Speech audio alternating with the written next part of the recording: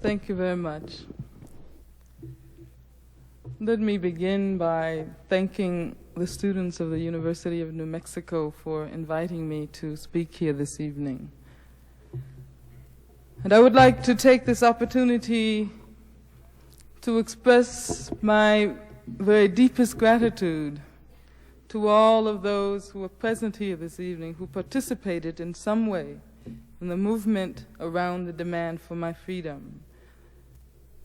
I was just talking to Brother Damu a few minutes ago, who teaches African studies here at the university, who was involved along with other sisters and brothers here on the campus in the fight around the demand for my freedom.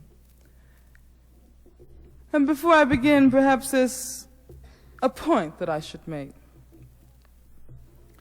And that point is this.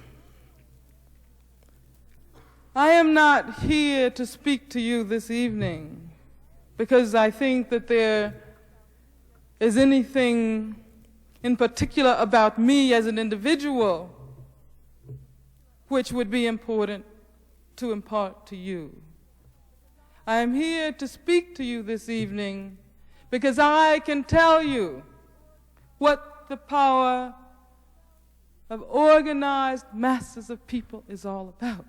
Because if it had not been for the fact that thousands and hundreds of thousands of people in this country, throughout the world, if they had not decided to unify against racism, against repression, then I would not be here this evening. I can assure you that I would this evening be in the California Institute for Women along with all of my other sisters who are still suffering behind the walls. And the reason why this message of unity, this message of struggle is so important today is because of the fact that there are still thousands of political prisoners and victims of racist and political repression who are suffering in the dungeons all over this country, right here in New Mexico. And so this evening I want to talk about how to draw the lessons from the struggle that was waged around my freedom in order to build vast movements around all political prisoners in this country. And I think that all of you are going to have to begin to understand why you have to become involved in that struggle as well. You see, shortly before I was arrested, I was very active in the movement to free the Soledad Brothers. And we were traveling throughout the state of California trying to engender the kind of support and the kind of protest which we felt would free George Jackson and John Clouchet and Fleta Drumgo. And one of the things I used to say when I spoke to audiences throughout California was that you have to understand the dynamics of political repression in this country, and you have to understand that the next victim might well be you. And I said this scores of times, not realizing that I myself was going to be one of those next victims. And I think you should think about that, reflect on that for a while.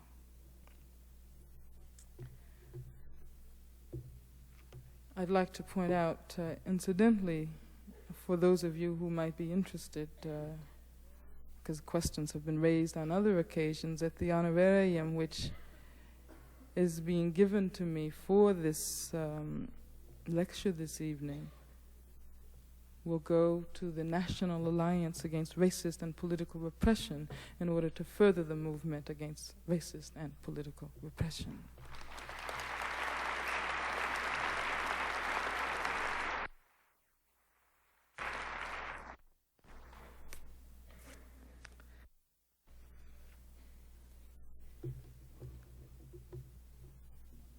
You know, it's something I can't quite resist the temptation to say to you this evening. I've said it on other occasions, and I think it might interest you.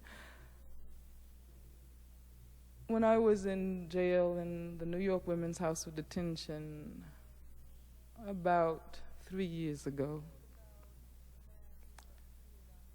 I heard about a man who had appeared on television speaking about my capture.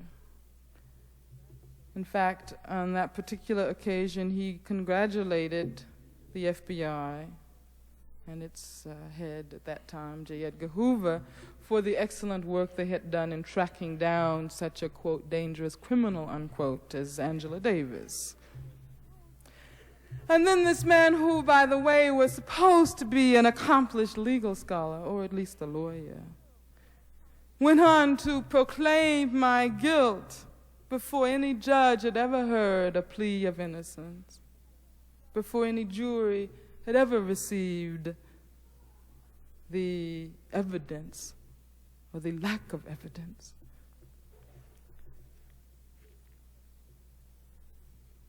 I have to confess that it gives me a certain satisfaction this evening to note that this particular lawyer, this particular man who congratulated J. Edgar Hoover, has been spending a hell of a lot of time over the last couple of months trying to devise every devious trick he can contrive in order to defend himself.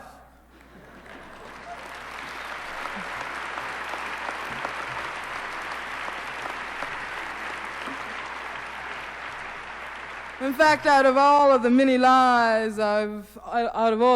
very unconvincing lies I've heard him tell, I think one of the most unconvincing statements he made was the other evening when he said the people of the United States have a right to know whether or not their president is a crook. Well, then I am not a crook.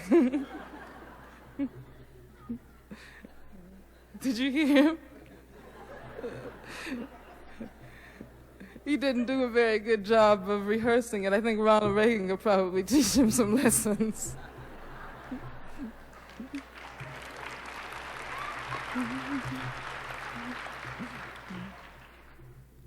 But you talk about criminals.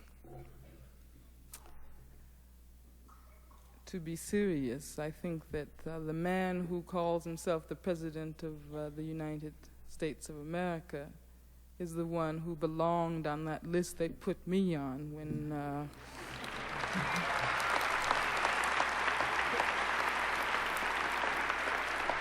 and I think of the 10, he would certainly be number 1. I don't know whether any of you saw Art Buchwald's column a couple of days ago. He talked about the problem that the president had. He had lost his mandate. And he sent for, what's his name, Lieutenant Colombo you know Colombo? Sent for him to try to track down his mandate for him. And Colombo asked him how much it was worth, whether it was very valuable. And he said, well, I paid $50 million for it.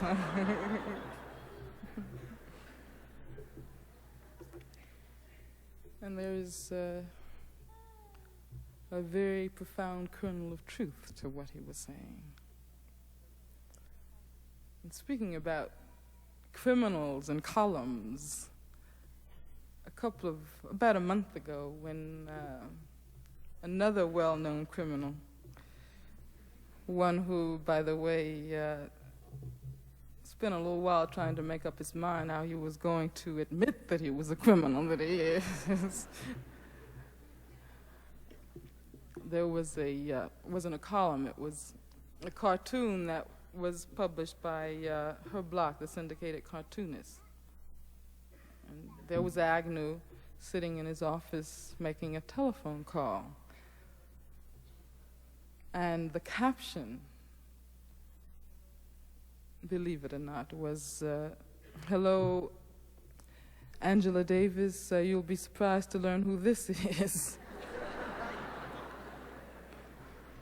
I mean, obviously, the message was clear. Here was the man who had been talking about soft-headed judges and punishment without pity, who was in trouble himself and was having a hard time trying to figure out how to deal with it.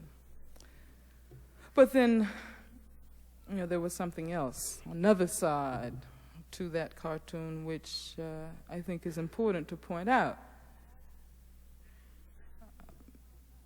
Agnew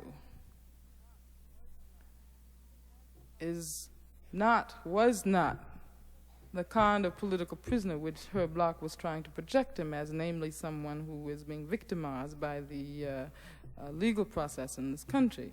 I think we have to understand the very tricky kind of thing that was going on, where they were trying to convey the idea that there was no difference between the Soledad Brothers, Bobby Seale, Huey Newton, and all of the other political prisoners whose names that you would probably recognize, and an Agnew. But see, there's an essential difference, an essential difference which has to be said very loudly and very clearly.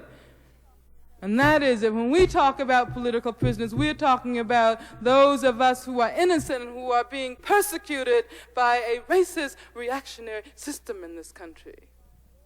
When we talk about someone like Agnew,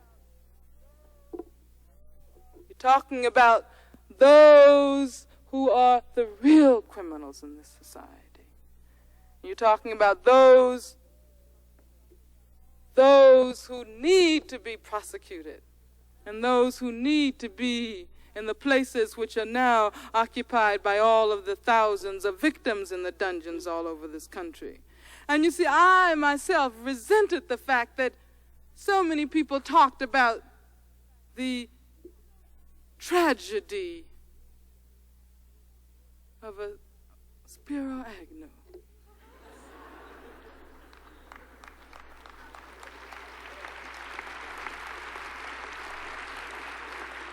Here was a man who admitted that he had stolen from the people of his state. In effect, admitted. And what kind of punishment did he receive? What was it, a $10,000 fine? And what is $10,000 to Spiro Agnew? And then take a situation where a George Jackson was convicted, unjustly convicted, of the crime of taking $70. He was not even involved in that, $70.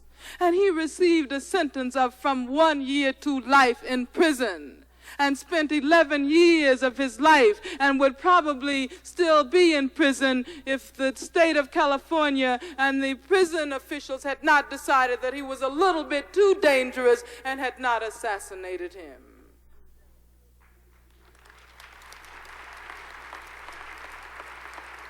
I don't want to hear about any talk about the tragic president of the United States or the tragic situation of a Spiro Agnew. The real tragedies in this country are the tragedies of George Jackson and McGee, and right here, the tragedies of Felipe Mares and Roy Galejos and Antonio Cordova. Those are the real tragedies. The Sister Linda Montoya.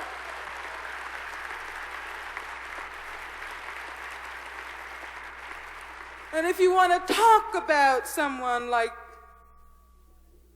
Richard Nixon, you have to recognize that the past quarter century of the history, not only of the people of the United States, but the history of the world, is littered with the intolerable, savage deeds of Richard Nixon.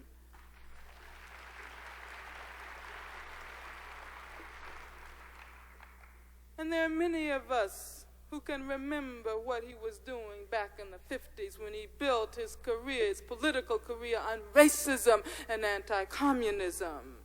An entire generation has grown to adulthood in this country, having to contend with the evil presence of Richard Nixon on the political scene.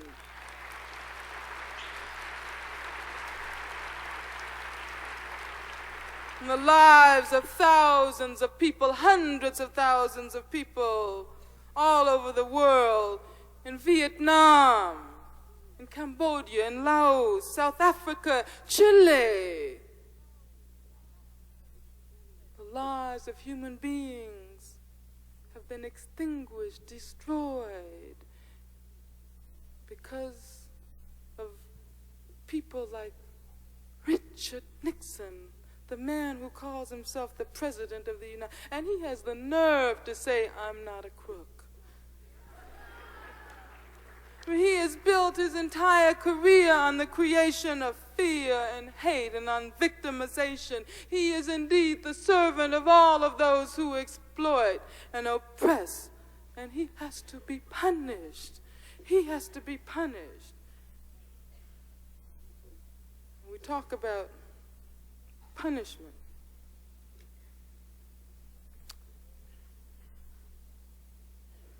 A very courageous, a very beautiful Chilean poet wrote a poem about people such as Richard Nixon. He is one of those who lost his life in the recent coup by the fascist junta in Chile. I'm talking about Pablo Neruda. And he said, in the name of these dead, speaking about those who have been murdered all over the world because of the ruling class which people like Richard Nixon serve. In the name of these dead, I demand punishment. For those who spattered our fatherland with blood, I demand punishment. For him by whose command this crime was done, I demand punishment. For the traitor who clamored to power over these bodies, I demand punishment. And I think about all of the bodies of sisters and brothers in the ghettos and barrios all over this country. I demand punishment. For those forgiving ones who excuse these crimes, I demand punishment. I do not want to shake hands all around and forget. I want punishment. I do not want to shake their blood-stained hands. I want punishment. I do not want them sent off somewhere as ambassadors, nor covered up here at home until it blows over. I want to see them judged here in the open air, in this very spot. I want to see them punished.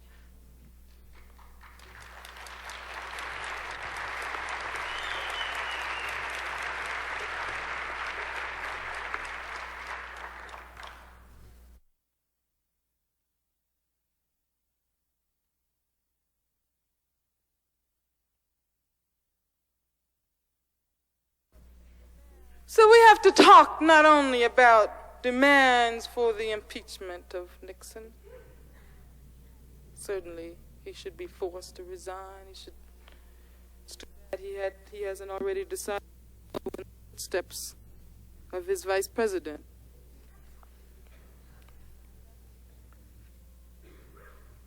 But we have to go further than that. We have to talk about charging them with the crimes they committed. And I'm not speaking in wild rhetorical terms because it has been done before. Have you ever heard of the Nuwenberg Trials? And I have met many Vietnamese who would be happy to testify against Richard Nixon. This summer, in the German Democratic Republic, I attended the 10th World Festival of Youth and Students and had the honor to meet with the young 15-year-old Vietnamese woman who was the sole survivor of the My Lai massacre. She was 11 years old when all of her family, all of her friends, everyone she knew was murdered by William Kelly and his cohorts.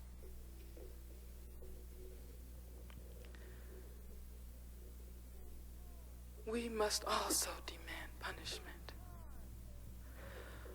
But at the same time, we have to understand that what is happening in this country today and what is happening throughout the world is not only a question of individuals. And although indeed Richard Nixon is one of the most malicious individuals to have ever appeared on the political scene anywhere in the history of the world, it would be giving him just a little bit too much credit to attribute all of these vast upheavals we are witnessing to the evil mind of Richard Nixon. Because it's not a question of individuals. It's a question of policies. It's a question of policies of a whole class of people. And Nixon is only the representative, the spokesman, the articulator, the executor of policies of racism, reaction, repression, policies which have to do with the unquenchable thirst for profit of the ruling class in this country. And when I say ruling class, maybe I should break it down, because I'm talking about some very concrete kinds of things. I'm talking about the monopoly corporations that own, that have stolen the wealth from the people of this country. I'm talking about IT&T. We were just speaking about Chile a few minutes ago.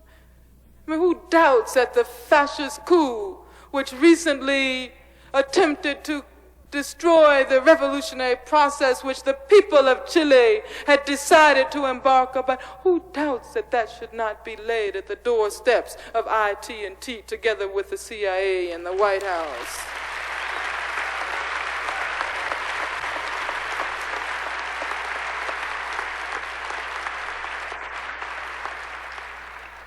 Who doubts that what is happening in Africa now, the attempts to destroy the struggles for independence and sovereignty and freedom in countries like Mozambique and Guinea-Bissau, Angola, South Africa, who doubts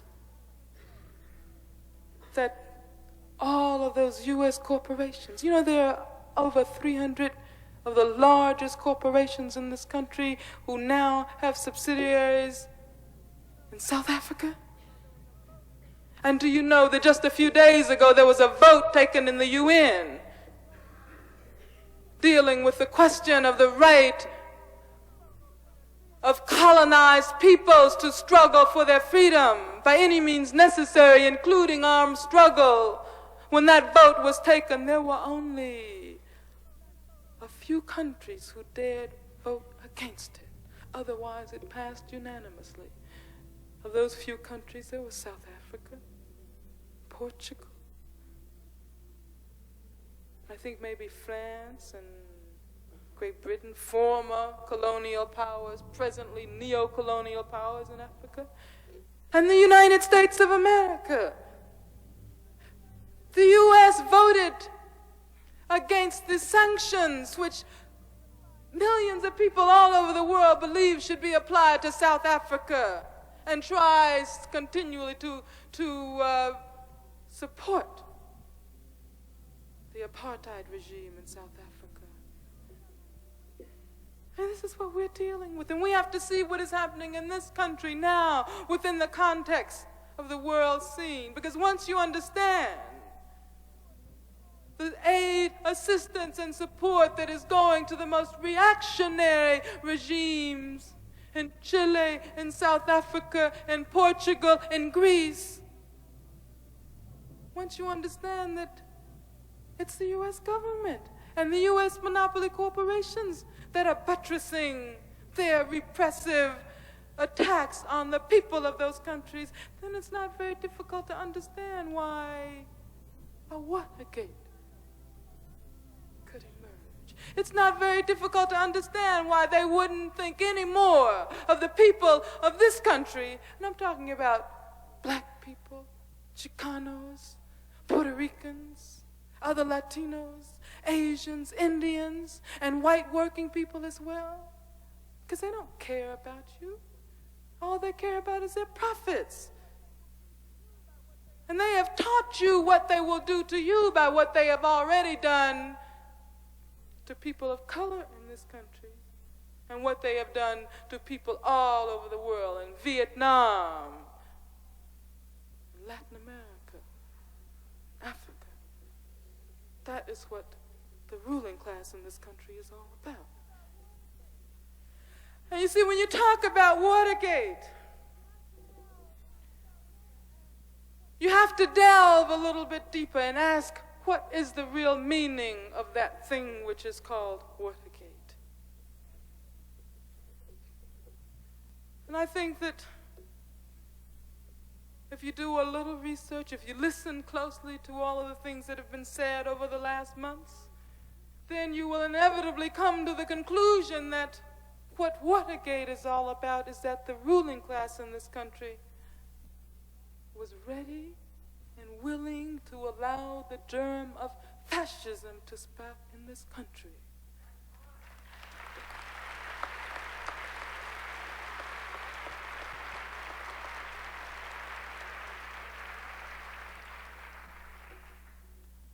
And so I like to relate some of my own personal political experiences in this regard. And let me take you back. I was talking about UCLA a while ago. When I was at UCLA, I was fired before I even had a chance to teach my first class by the regents and their star performer, Ronald Reagan, because they said I was a member of the Communist Party.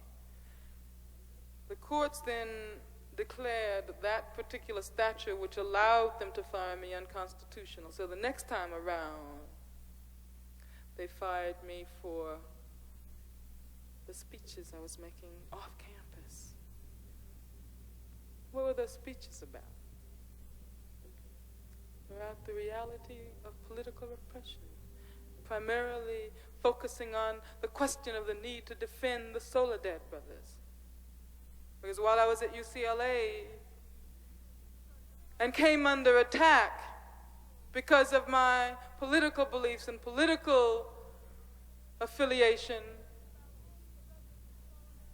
I learned about 3 brothers in Soledad prison who were also coming under attack because of their political beliefs, because of their political activities behind the walls, because of their attempts to organize their sister and brother prisoners all over the California prison system.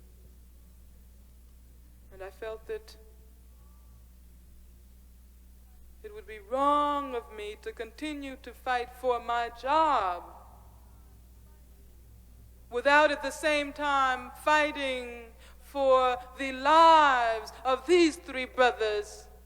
When I say the lives of these 3 brothers, I mean that quite literally, because as a result of their political beliefs and activities, they found themselves being charged with crimes which, if they had been convicted, they would have been sent to the gas chamber. And in talking about the struggle around the Soledad Brothers, we said that there was a growing machine, well-oiled apparatus of political repression, which was located in the very heart of the government of this country. A lot of people said that we were using wild rhetoric. We were extremists. And that's what the regents and Ronald Reagan said when they fired me. Because we said there was a conspiracy in this country on the part of those who have robbed working people of their wealth. Conspiracy on the part of the government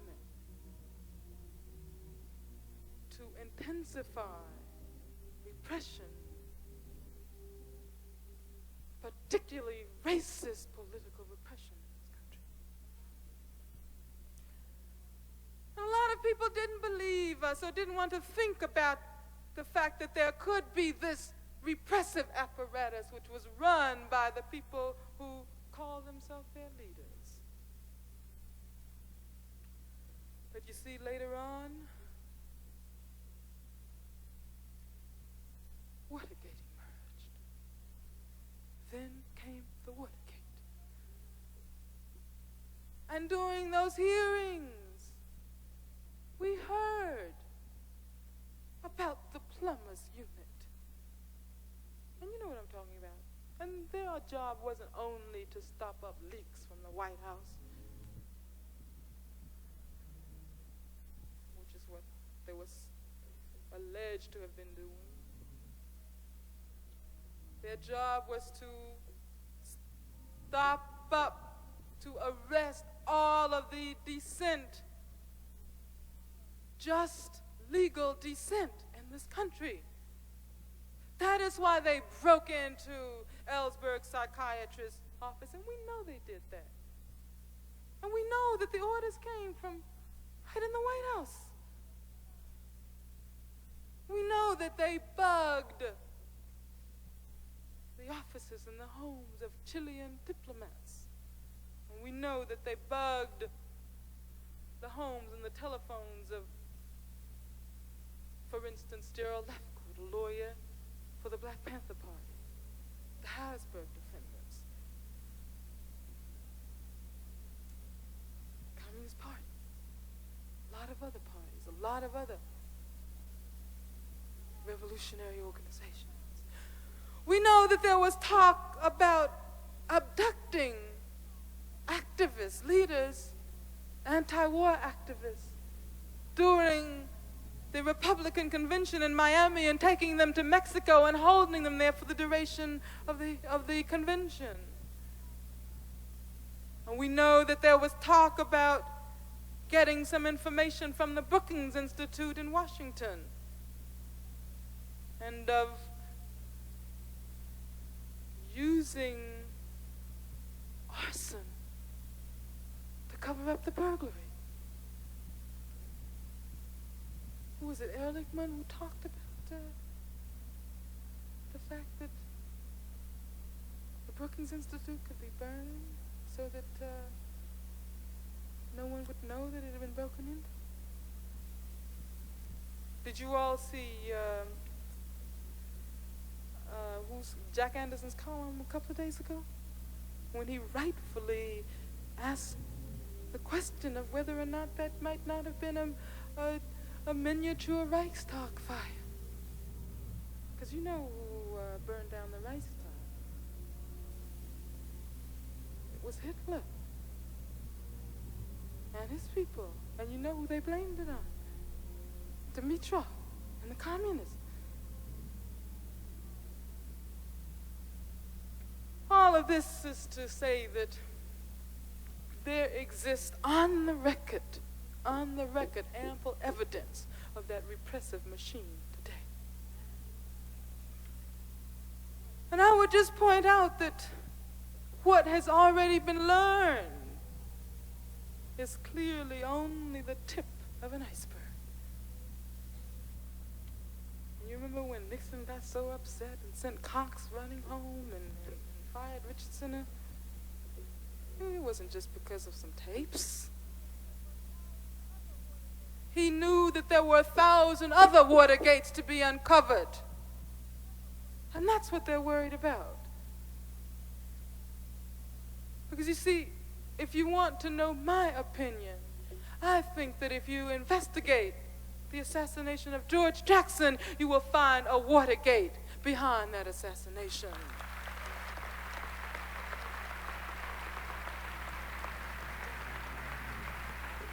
Not to speak of Malcolm X and Martin Luther King.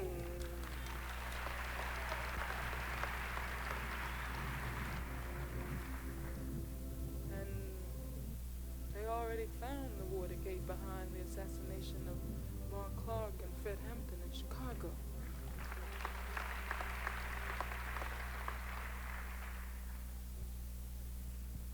I think that we have to understand that that thing which is called Watergate is just the tip of a tremendous iceberg. And it reveals not just the corruption of a few individuals, but it reveals the corruption of a whole class of people.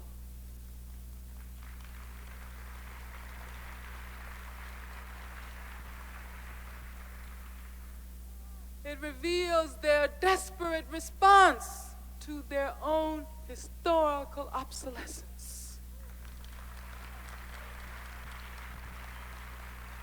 Because they do not want to accept the fact, and when I say they, I'm talking about Standard Oil and General Motors and IT&T.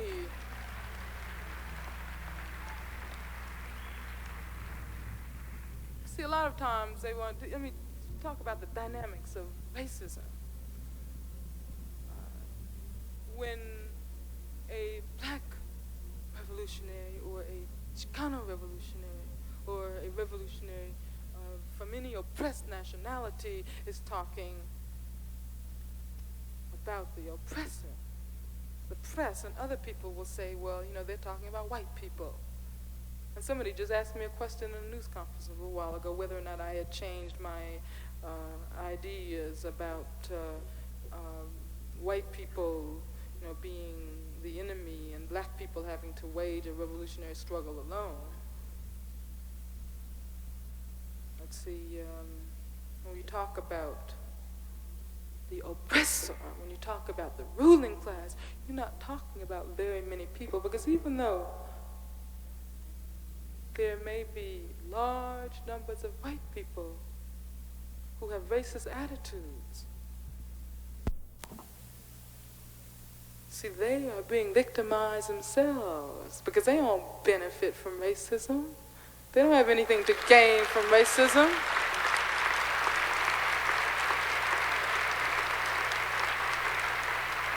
And you go into any factory and you'll find a situation where the boss tries to get the white workers fighting the black workers so that the white workers forget that they are being oppressed by the capitalists in the first place.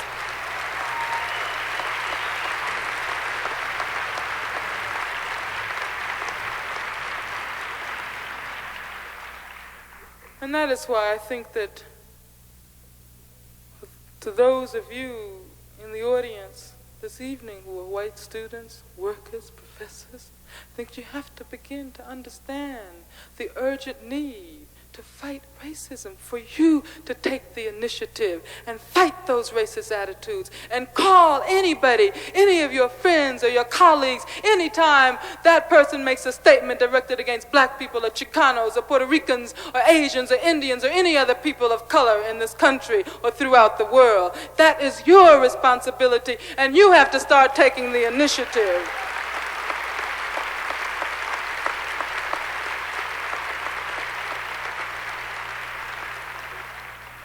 And that means that you have to start taking the initiative too in convincing large numbers of people to get involved in the movement against racist and political repression. You have to talk about the situation right here in New Mexico, because we're not talking about something that's far away. It's right in your backyards, right here in your backyards, because New Mexico is a hotbed of political repression.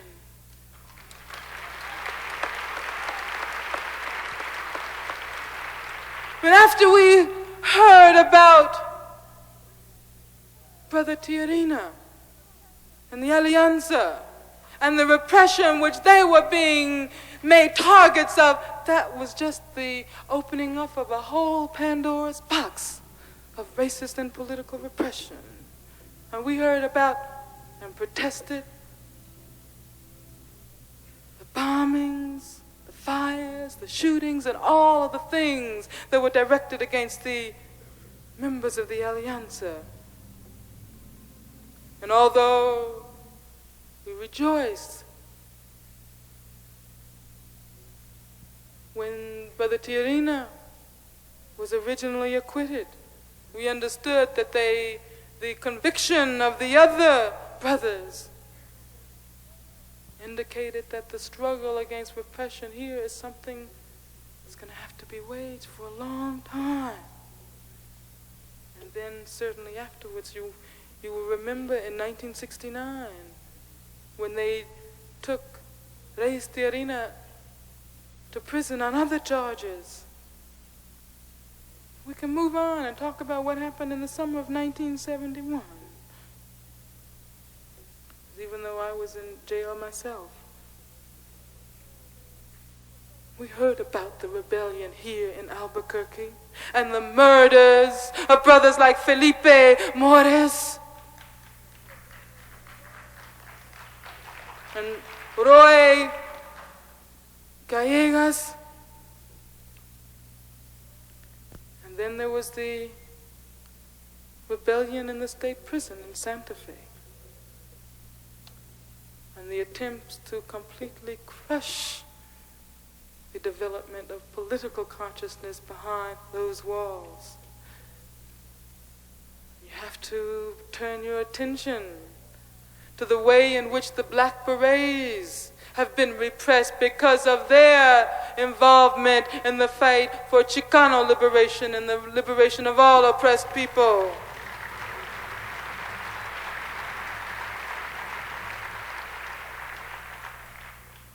There is Brother Antonio Cordovo, the journalist for El Grito,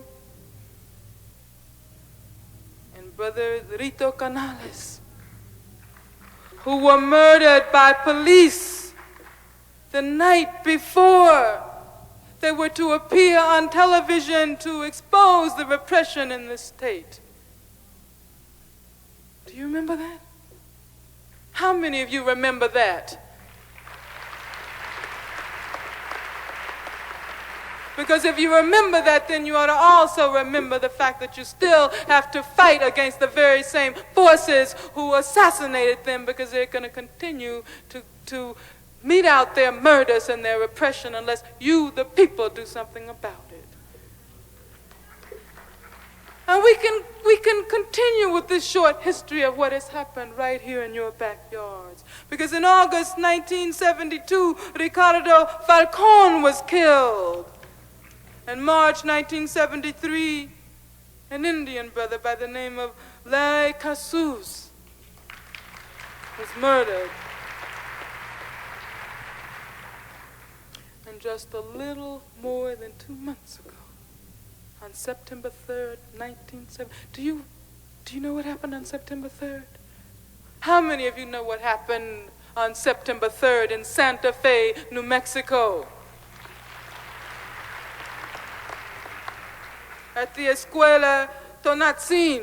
And I'm talking about the savage, vicious, brutal murder of Sister Linda Montoya, a 17-year-old Chicana sister who was killed with her hands in the air. You heard about the raid on the Chicano school in Santa Fe and the shootings that occurred when the sisters and brothers inside surrendered. Well, I think you're going to have to start doing something about it. Maybe some of you remember that before that raid took place, the district attorney in Santa Fe said that he was going to close down the Escuela Tonatzin because he didn't agree with alternative schools talking about the need to fight for liberation. So I think that all of you, every one of you in this hall this evening should feel that it is your responsibility to serve notice on everyone from the governor of the state, Bruce King, down to those who say that they are only following orders, those who actually are the ones who execute the brutality. You have to serve notice on them that you are not going to allow that to happen anymore. And you have to understand as you do that you are not doing anything more than fighting for your own survival. Because you may very well be the next victim. Understand that. There have indeed been many victories in the struggle against political repression. If we want to broaden our vision of the reality of racist and political repression in this country a bit, we can talk about recent victories such as the acquittal of the New York 21 of the Black Panther Party, the LA 18, Huey Newton, Bobby Seale, Soledad Brothers, the Harrisburg defendants. And we can talk about the victory in my own case. There have been victories, but that does not mean that the repression is lessening. And the lessons we draw from those victories is that if masses of people join together, then we can throw a wrench into that machine of repression. We can thwart it. And we can bring more of our sisters and brothers over to this side of the walls. That is what we talked about some months ago in Chicago when we founded the National Alliance Against Racist and Political Repression. And I should probably point out that after my own acquittal, in fact, the very night after the verdict came in, many of the sisters and brothers who have been working in the defense movement sat down and had a meeting. And one of the things we talked about, or the topic of that meeting, was how do we keep the momentum of the movement that freed me going, and how do we place that at the service of all political prisoners? Because you see, I was extremely conscious throughout my entire imprisonment of the fact that there was so much national, international activity around my case, and not nearly enough around the cases of all of my sisters and brothers all over this country who were suffering as much and many even more than I.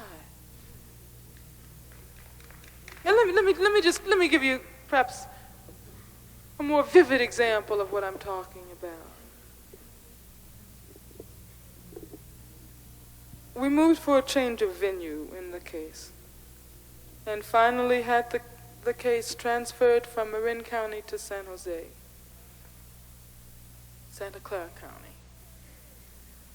The day I was transferred, I found myself in Santa Clara County in a 5-by-8 cell with no heat. The plumbing was all broken. There was about 3 or 4 inches of water on the floor. They took away my clothes, shoes. They didn't even have, I have a large foot, so they didn't even have shoes to fit me. It was the middle of the winter, and they took away all the reading material I had. And the only thing I could do until my lawyers came was wrap blankets around me and try to keep warm. I asked for a cup of coffee, and they said, well, the matron from Marin County told us that before you came down, which was 4 o'clock in the morning, you had a cup of tea, so you don't get anything until lunchtime. And that's just to indicate what the attitude of the people there was all about. In any event, when my lawyer came in a few hours later, she saw what the situation was, and I explained to her some of the things that had been said to me. She went out, she called a meeting of the defense committee. And those who were leading the mass movement got on the telephone, called all over. There was some at one time some 250 different committees in cities all over this country, sent telegrams to countries abroad, and within a matter of a day or two, there were telegrams and letters and telephone calls pouring into the jail and into the sheriff's office in Santa Clara County. And within a matter of days, their attitude had totally changed. The heat was repaired. The plumbing was fixed. They gave me my clothes. And they stopped serving the TV dinners. They even brought in a cook.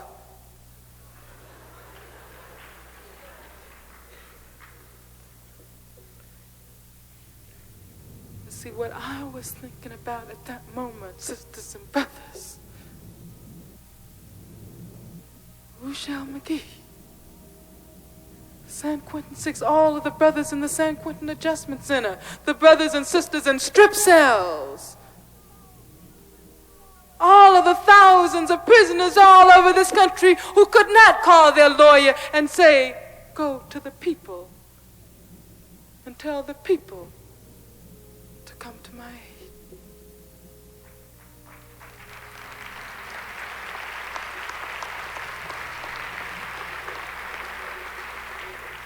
So that is what we are trying to do now. We are trying to go to the people and tell the people to come to the aid of a brother like Reverend Ben Chavis in North Carolina and all of the other scores of political prisoners. And have you heard about the situation in North Carolina? North Carolina, the home not only of the Ku Klux Klan, but of the organization which says the Ku Klux Klan is too moderate. And I'm talking about the organization which calls itself the Rights of White People. And recently, when we were in North Carolina to attend the trial of Reverend Ben Chavis, who was on trial for, listen to this, being an accessory after the fact to an involuntary manslaughter. He had already received 35 years, and this is serious. He had already received 35 years for attempted arson. And there are 3 other brothers who are standing trial for attempted arson of a stable 4 years ago. And the charges were brought 3 years after the incident allegedly took place. When we were in North Carolina, the situation was so repressive that the Wilmington police force said that they were going to put security on us to protect us from the Rights of White People, who had already bombed the local black newspaper and bombed other houses in the black community, and had bombed some local white activists' bookstore. That was a very strange situation indeed, to have the police outside our hotel door night and day. In fact, we found ourselves having to do security, be vigilant over the police who were supposed to be doing security on us because of the rights of white people.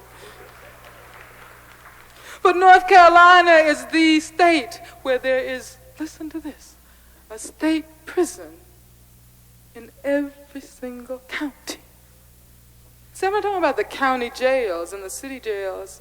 There are those too, but there's also a state prison in every county. North Carolina is the place where they are constructing the Butner Institute. I think it's called something like Butner Center for Research on Behavioral Transformation or something like that. I can't remember the exact, it's one of those long-worded, innocuous-sounding titles, but do you know what they are doing there? Psychosurgery, lobotomies. And you can check that out. North Carolina is the state where 15 people have already been sentenced to death over the last 3 months. North Carolina is a state where a sister by the name of Marie Hill, at the age of 16, could be charged with the killing of a white grocery store proprietor. and could be beaten by local police in Rocky Mount, North Carolina, and forced to sign a confession, and could go on trial with that confession being the only piece of evidence they had, and at the age of 17 could be convicted and sentenced to death. Fortunately, because there was somewhat of a movement around her case, the death sentence was rescinded, but it's 5 years later, and she is still doing a life sentence without possibility of parole. Marie Hill. And ironically, the last person to have been sentenced to death in this recent era is a woman, a 52-year-old black woman from the same town as Marie Hill, Rocky Mount, North Carolina.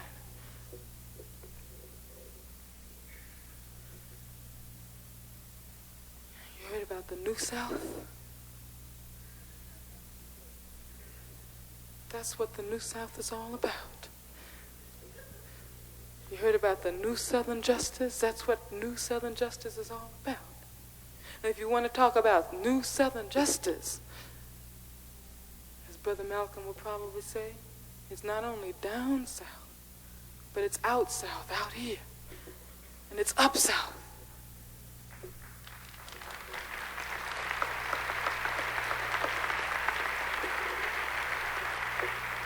It's out in California where, in order to attend the trial of Rochelle McGee, my co-defendant,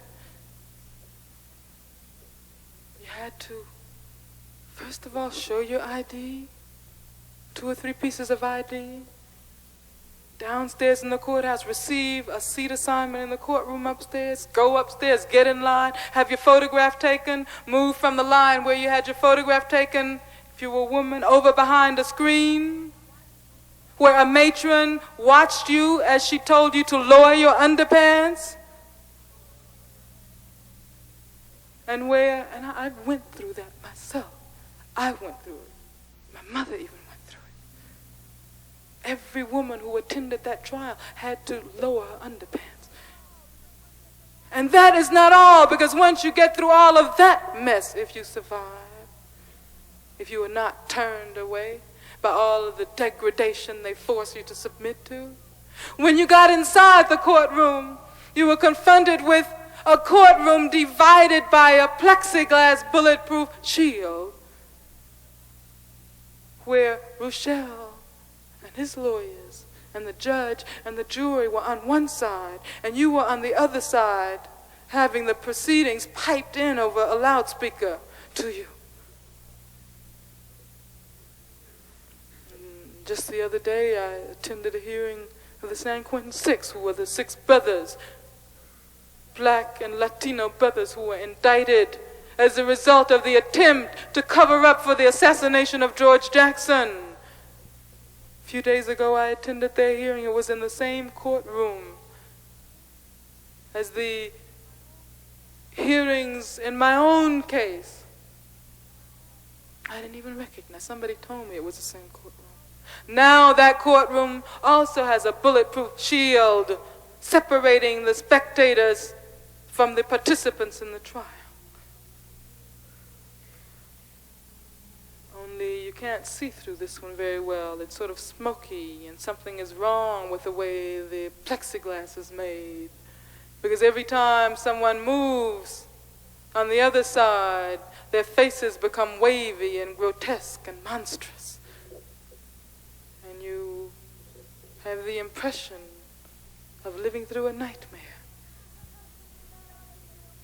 That is the reality of political repression in this country today. The reality of political repression in this country today also has to do with all of the hundreds of Indian sisters and brothers who will soon be undergoing trials as a result of their valiant stand at Wounded Knee.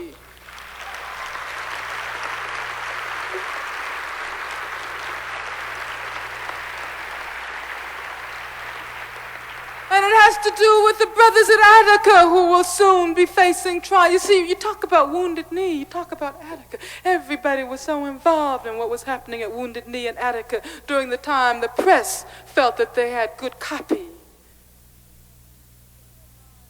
But as soon as the headlines disappeared, people forgot. And you know, a poll was done during the occupation of Wounded Knee. A Gallup poll or Harris, but one of them, I don't remember which one. But it was one of the quasi-official polls that appears in the papers all the time. And it was determined that the majority of the people in this country, and not only Indian people, not only Chicano, Puerto Rican, black, Asian people, but white people as well, sympathize with the Indian struggle and the occupation of Wounded Knee. But you see, there was a problem. The problem was that we did not have ourselves organized. And we could not dramatically make our resistance be known. And that's what we have to talk about doing today. Because you see, we are confronting, as Watergate has revealed, as Nixon himself revealed when he talked about that thing that he had created, that police force, that police apparatus, because of, quote, national security. You remember that speech he made last May when he mentioned national security, the statement. He wasn't even making speeches then. He was afraid. When he talked about national security, using those words about 24 times in explaining Watergate. Anyway, when we talk about that well-oiled machine of repression, we have to talk about an organized, systematic form of resistance.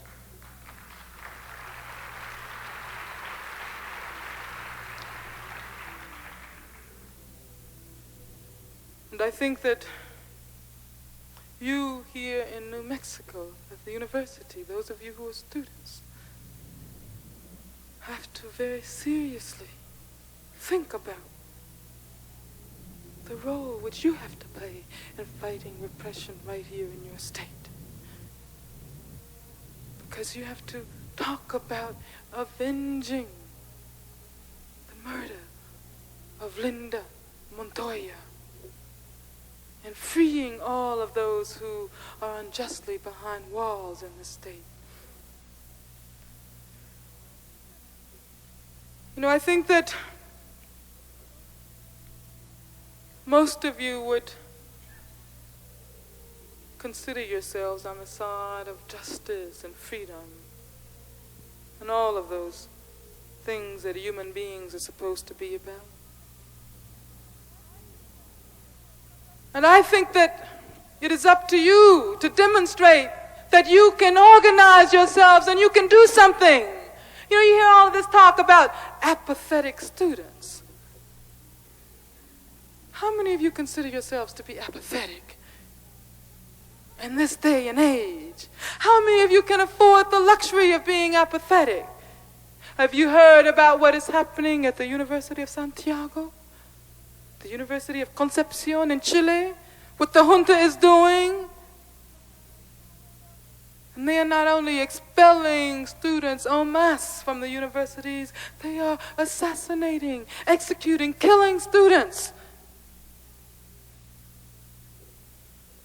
And what happened in Chile is not too far away from what might possibly happen here. And so I would very seriously suggest to you that you sit down and decide what you can do to fight this monstrous apparatus of repression. It can be fought, and we can win. There can be victories. And I think that it has to be fought. You have to fight it if we intend to talk about destroying the reality of racism and repression and finally ushering in the real reality of freedom. Thank you very much.